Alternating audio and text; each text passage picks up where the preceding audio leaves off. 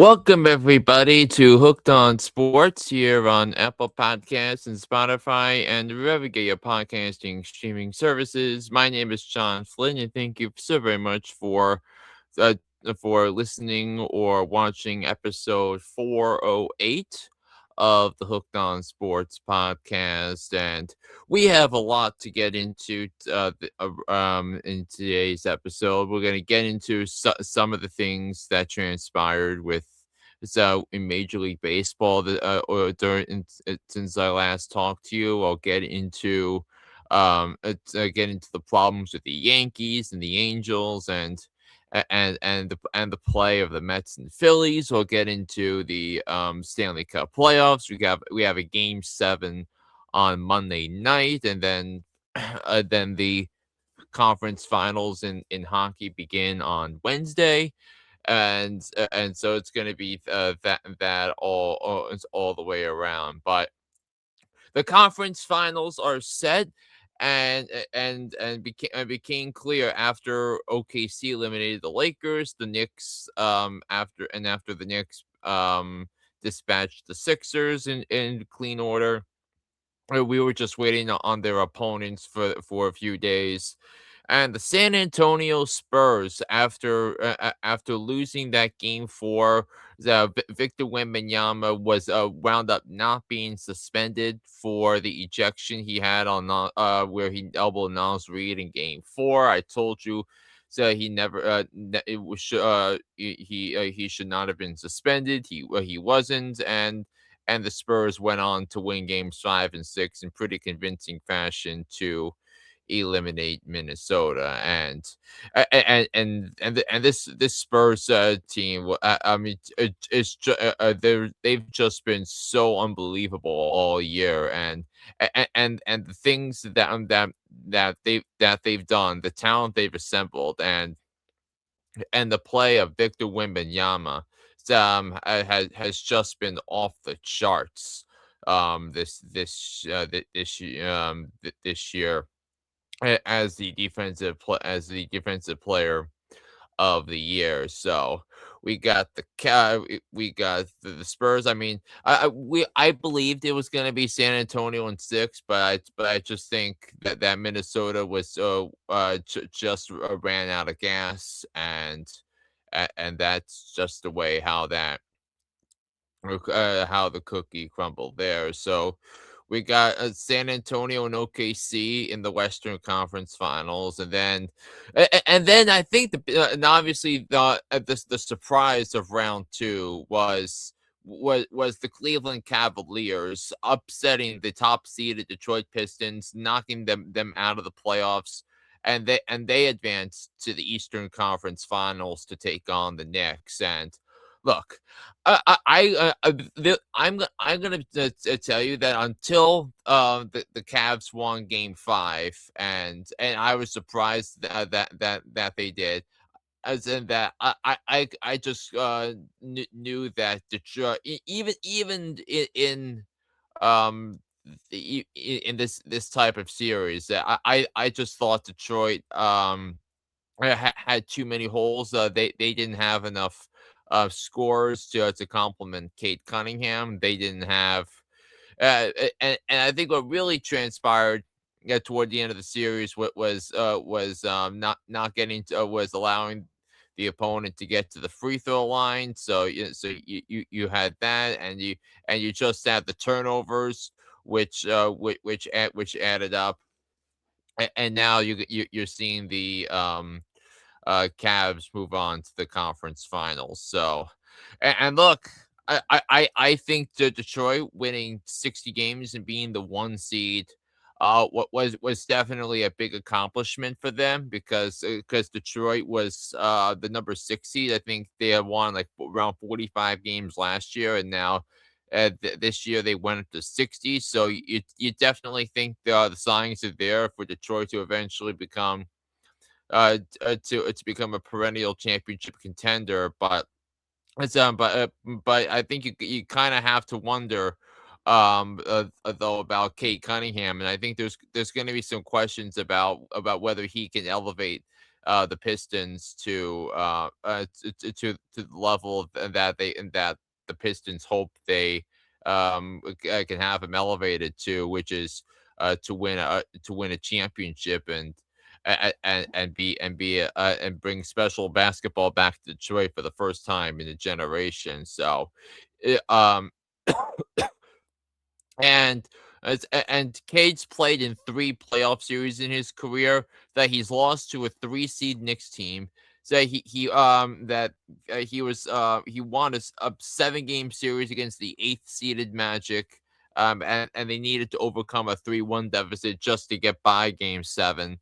And instead of what turned out to be another long series for the Pistons and the Cavs. And I think Donovan Mitchell and James Harden, I think they're playing some great basketball. I was dead wrong on Harden, that it hasn't made the negative impact that I believed it was going to make.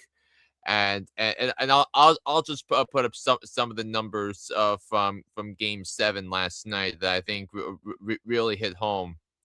It's how shockingly decisive this Game 7 was. Now, Game 6 is kind of gives me pause when it comes to facing the Knicks, because Harden had 8 turnovers in that game. But the Cavs defense put the clamps down, and they were ready to play, and they just outworked Detroit. So some team numbers from the Game 7 blowout. But so the Cavs won 125-94. The Cavs shot 51% from the field. The Pistons just 35% from the field.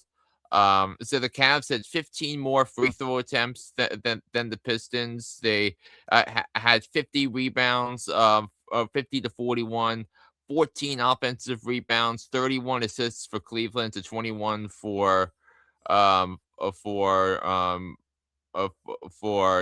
Detroit. And they had 58 points in the paint. So I think that's definitely a surprise there. But I think but I really think you look at their key pieces, and so with in Donovan Mitchell, Jared Allen, Evan Mobley, said that they all showed up in Game 7. That Donovan Mitchell shot 10 of 22 from the field. Evan Mobley shot 7 out of 10, and Jared Allen shot 8 out of 14 from the floor with no three pointers attempted. And Sam Merrill being a spark off the bench, 23 points, 7 of 10 shooting, including 5 of 8 from 3. And that really put the distance, and never allowed a second half comeback to commence from the Pistons. And then as for Detroit, Cade Cunningham was just a no-show. 13 points in 37 minutes, 5 of 16 from the field, 0 for 7 from 3-point range. So that was bad. Asar Thompson didn't contribute offensively. Jalen Duren, so not really there, but he has shown that he can be a good defensive player going forward. So that's where we have it on there. And also Tobias Harris saw 5 points, 0 of 6 from the field, and that didn't help either. And there was a reason that it wasn't going to work out with Harris in Philly, and why Philly couldn't wait to get rid of him so they could go sign Paul George. And now they have and now the Cavs are on to the Eastern Conference Finals, while the Pistons are eliminated and sent home. So now on to if you've been listening to my podcast for the last few years, you know that my opinion for for the 2 best weeks of the year in the NBA are the 2 weeks of the conference finals. And so and the reason why I say that is because you have, you have 1 game every night, a standalone game in prime time featuring 2 great teams who have each won multiple playoff series to get to this point. And I think it's only fitting that the NBA's Final Four are these 4. You got Shea Gilgeous-Alexander, who the NBA announced was the MVP of the league yesterday.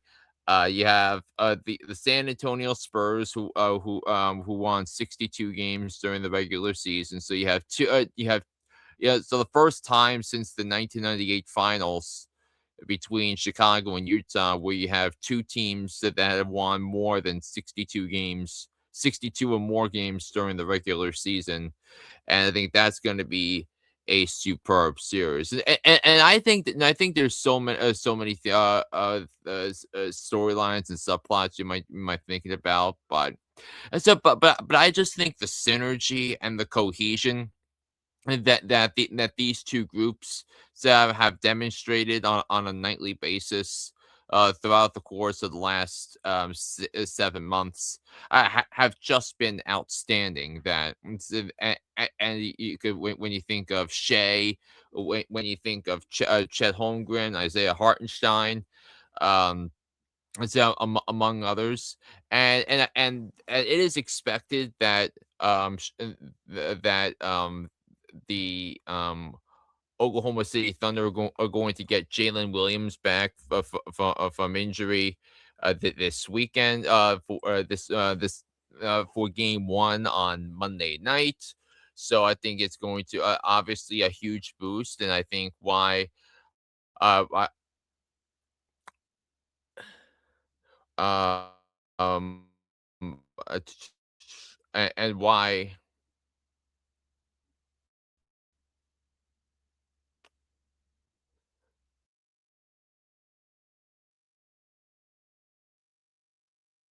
why I believe that or that the Thunder have the edge in this series. So, and that's what and we'll start there with the Western Conference Finals between Oklahoma City and San Antonio. But I just think that that I think these are going to this is going to be a terrific series of obviously with these 2.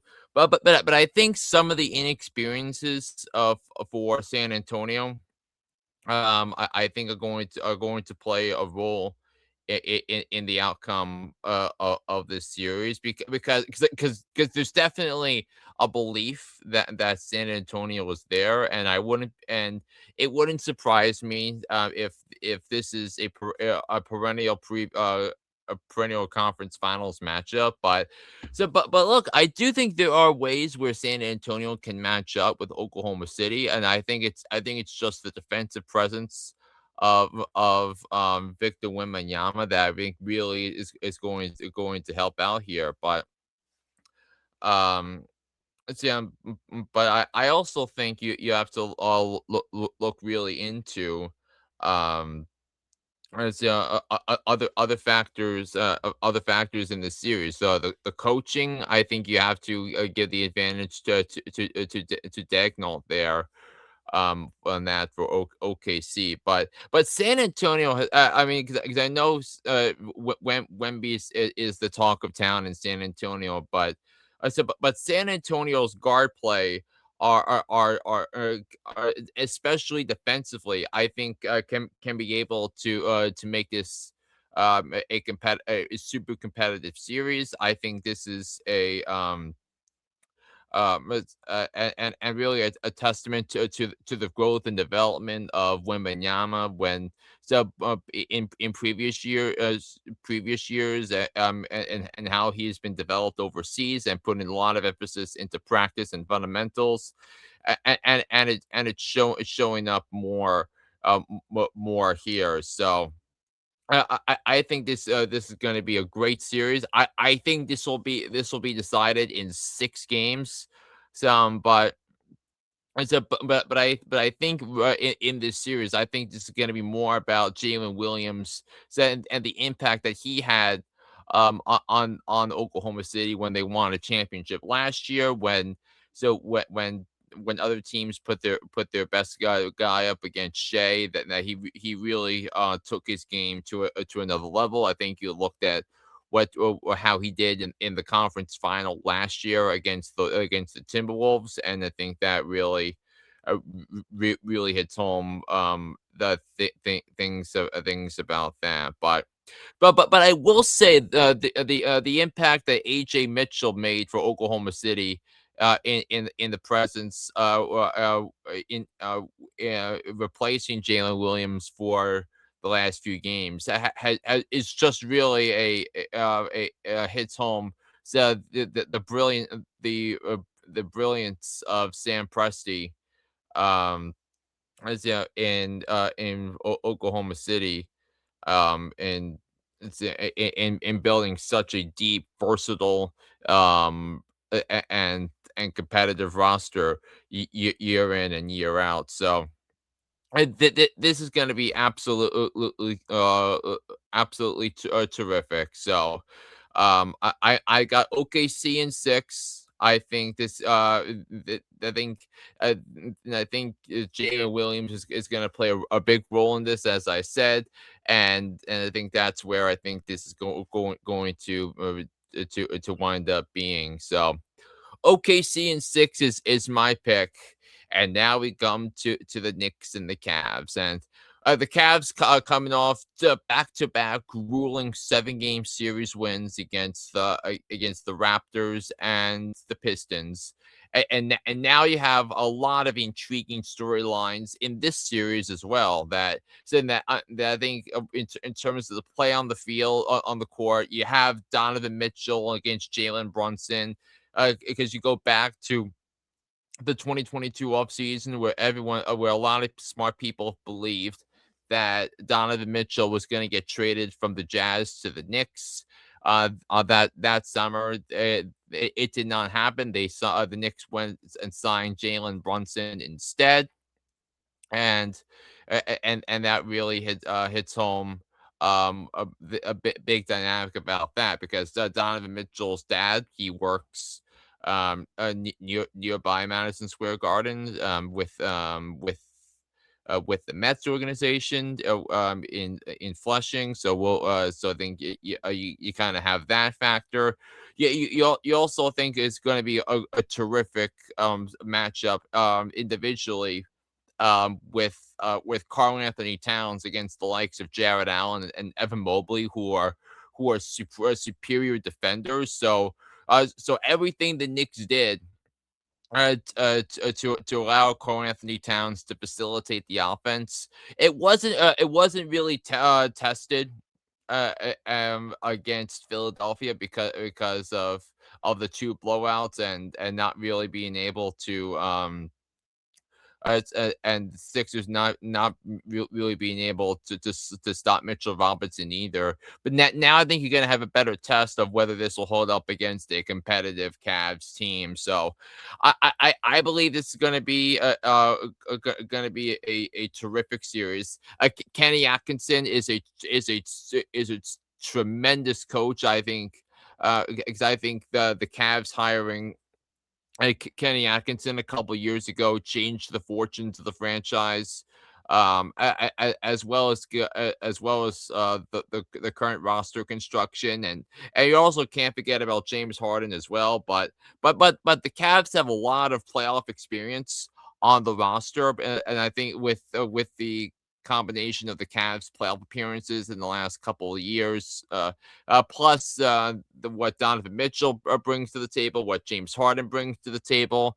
So, so this is going to be a superb series. But I just think though, with the Knicks being well rested, and the Knicks having so much starter synergy, I think the Cavs are getting there in terms of the team chemistry, but I just don't think it compares to what the Knicks have. They are so well coached that I think the Knicks are a deeper team. I think And I think they're going to be the more physical team in this, as they showed in the Atlanta and Philly series. I think they should be able to win this series in 6 games. So give me the Knicks to go to the finals and take on Oklahoma City in the finals. So I have both OKC and the Knicks winning their series in 6 games. So we got that. Now, Stanley Cup playoffs around that we have so that we have 3 of the 4 teams for the conference final set.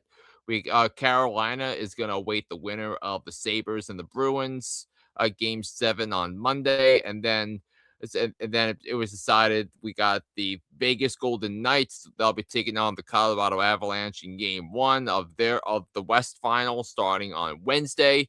So the East Final between Carolina and the winner of Buffalo and Montreal. Buffalo and Montreal will take place on Thursday. So yes, so every night of the next 4 nights, we have a game 1 of a conference final in both the NBA and the NHL, and this Buffalo Montreal series has been so fascinating on so many different levels. With this, because with the amount of high scoring games you got, because you had Buffalo with their backs against the wall, smother Montreal for the last 40 minutes of game 6. I was forcing them to go back to downtown Buffalo to play a 7th and deciding game tonight. But I just don't think the Sabres match carpet ride is going to end here. Despite the lack of the poor goaltending from Buffalo all series long. So I'm going to take the Sabres to win tonight. I think they'll play Carolina, but I think Carolina is playing on a totally different level compared to the rest, compared to Buffalo and Montreal. Well, so I think Carolina should beat whoever wins that series in 6 games, and then in the West final. I mean, because Vegas and Anaheim had a grueling 6 game series, but I think the better team is Colorado. They've just been a machine all year. Said they've been winning different styles of fight all year long, and I think they're going to wind up going to the Cup final. I have them beating Vegas in 6 games in the West final in the NHL. Now on to some quickies on baseball over the past week. That since that you had the Mets and the Phillies go 5-1 this week. The Angels now have the worst record in baseball. They come in sitting at 16-31 on the campaign, because scoring just 9 runs in their 6 game losing streak. They got swept by the Guardians Monday through Wednesday, and then they got swept at home by the Dodgers on from Friday through Sunday, and they got crushed in all 3 of those games over the weekend against the Dodgers. Well, the Dodgers will score runs because they scored 15 of them on Saturday. It's Shohei Ohtani had a little league home run, believe it or not, in that series. But the Angels are just bad. But I don't think any 2 teams pitched better in the past 7 days than the Braves and the Phillies. Because the Braves have gotten great work out of Chris Sale as an example. With that, so so you have that, and then you also had the Phillies. They won 5 out of 6, including a tremendous victory on Friday against the rival Pirates in a wild back and forth affair. Between them, the Pirates were down up 8-3. The Phillies came back to tie into the 9th, and then they scored 3 runs in the 10th to beat them 11-9. So, and look, I think I picked the Phillies to make the playoffs. I picked the Braves to make the playoffs. The Braves took 2 of 3 from the Cubs. They took 2 out of 3 from Boston this week. So So I think you have to you gotta love what you saw from the Braves, and really in terms of their pitching, is really what carried them this week. And the Braves now have the best record in baseball with a record of 32-15. Um, and then the Phillies, or they are now I think they're now over 500 for the season. And you have to think about the potential Don Mattingly effect on the team, because it was clear that they hit roadblocks with Rob Thompson as the skipper, and now you have an inspired brand of baseball under Don Mattingly with that now. Um so you had that. Also, the White Sox went 5-1 this week, and they're now just a game behind the Guardians in the division, and they played some wild games this this week. They just completed a 7-2 homestand. They swept Kansas City, and then they took 2 out of 3 from the Cubs, including including a terrific comeback win on Sunday, where they were they were up 7-4. The Cubs tied it with 3 runs to the ninth. And then Edgar Quero, their catcher hit a walk-off 2-run bomb to win the game 9-8. And look, the White Sox are playing some inspired baseball. That said that Murakami has just changed really the vibes of that team. So you have to give the White Sox a lot of credit there. But I don't think there's any team that had a more disheartening a week in terms of the contenders than the New York Yankees. And the Yankees finished a 2-7 road trip on Sunday. They losing the first round of the Subway Series to the Mets, 2 out of 3 on that in that series, in that realm of possibility, with how that transpired. But but Saturday and Sunday were just a mess. So Carlos Rodon did not pitch well on Saturday, since in that he that and so that a wild pitch and an errant throw on the same play cost them 2 runs. And then they concede a 2-run double to Vientos on Saturday. And then the Yankees load the bases with no one out, and ex-Yankee Luke Weaver comes in and shuts the door down in the 7th and 8th. Devin Williams got the save on to wrap up Saturday's 6-3 loss for the Yankees. And then maybe the worst loss of the season. I mean, obviously by far for the Yankees. Yesterday, the Yankees were up 5-1 they took advantage of Mets miscues to give them that cushion, but they weren't they kept the Mets in the game. And then Tyrone Taylor hit a 3-run bomb off David Bednar in the ninth. And then Mets Yankees didn't score on the top of the 10th. And then Carson Bench hit the chopper where Max Schumann and Anthony Volpe were both trying to field the ball. They both collided together, and the Mets wound up winning the game 7-6. But I think this series spoke more about the Yankees than it did about the Mets. I mean, because the Mets is still going to have these issues, and with the injuries, and it got even worse when Clay Holmes fractured his leg, so he's going to be out for a few months. And Clay Holmes had been arguably one of their best, or at worst second best starting pitcher up to that point. But that was bad in money itself. But then you also think about Aaron Boone's management.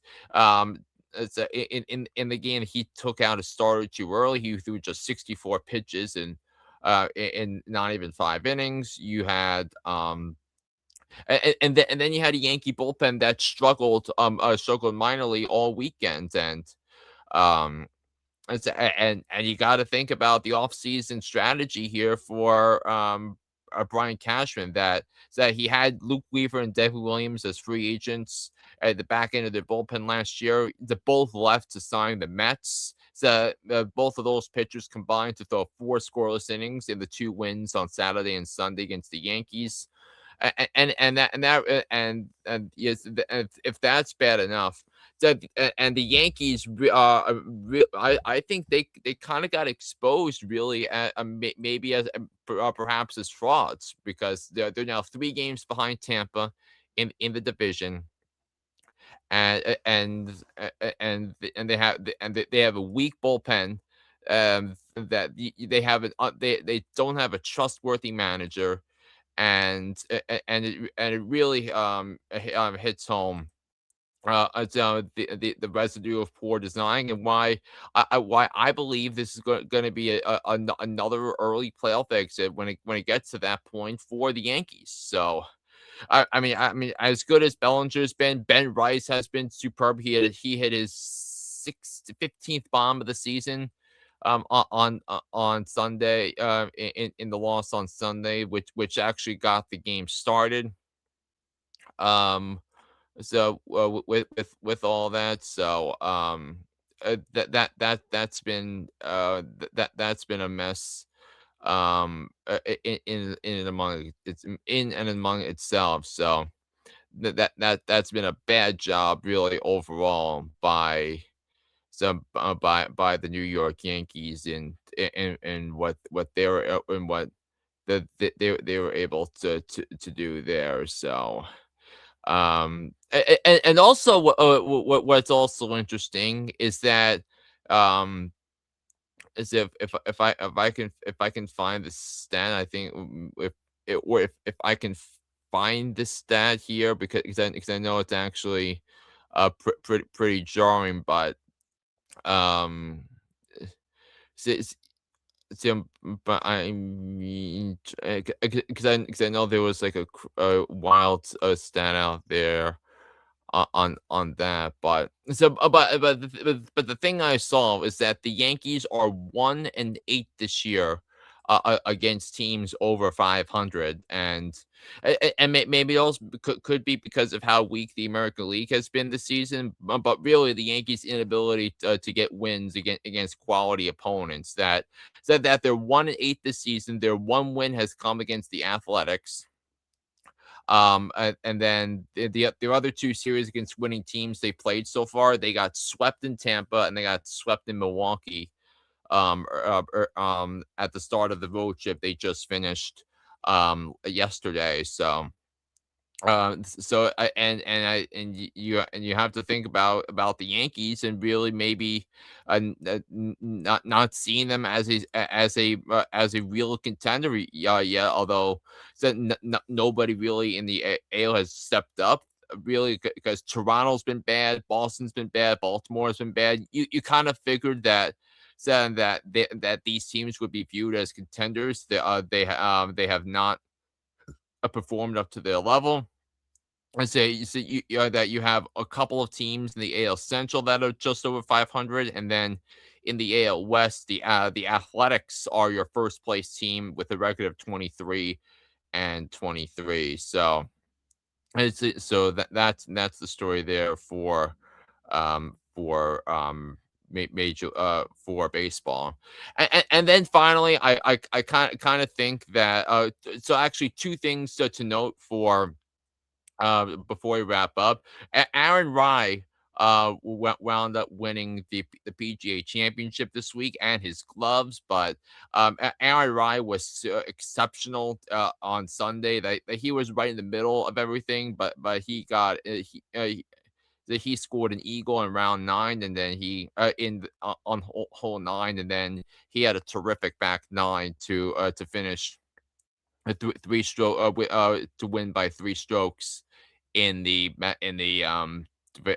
to win the championship the PGA Championship tournament. So he gets a major there. And then also finally the Preakness, and the Preakness was one of perhaps the most underwhelming Preakness that I have ever seen, because the lack of the lack of punch, and the lack of talent that was there was pretty jarring. A horse named Napoleon Solo wound up winning the Preakness the final time in the mile and 3/16. It was run at Laurel Park, so it was only 4,800 people in the stands for the Preakness, because they're doing renovations at Pimlico. And and Napoleon Solo, under Paco Lopez, with Paco Lopez aboard, ran a Preakness time of 1 minute 58 and 3/5 seconds on a fast track, and that is such an underwhelming number. It was a good ride by Lopez, and credit him for taking advantage, but man, I think you really gotta consider going forward, maybe adding to some incentives for the Triple Crown series, like what Chevrolet and Visa did in the 80s, 90s, and early 2000s. To get these horses to run in American Thoroughbred Racing's most cherished horse races, and it's the third time in the last 5 years that the Kentucky Derby winner did not run in the Preakness. So that's something that really needs to be addressed, to get the prestige of the Preakness back to where it belongs, as the second jewel in horse racing's Triple Crown. So that'll do it for this edition of Hooked on Sports.